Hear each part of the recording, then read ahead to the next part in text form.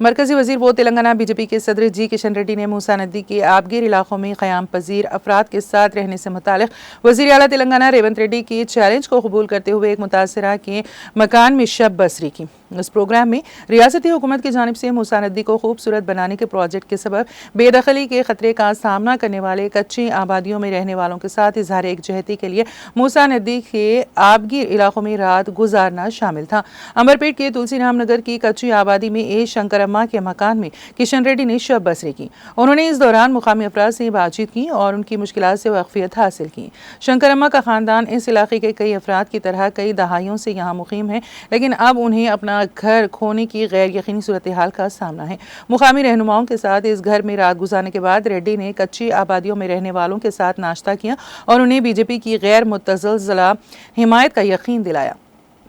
उन्होंने कहा है कि चाहे कितने ही बुलडोजर आ जाएं, हम गरीबों के साथ खड़े होंगे और उनके घरों की हिफाजत करेंगे। उन्होंने चीफ मिनिस्टर रेवंत रेड्डी पर जोर दिया है कि वो इस प्रोजेक्ट के बारे में हुकूमत के तरीक़ेकार पर नज़रसानी करेंगे।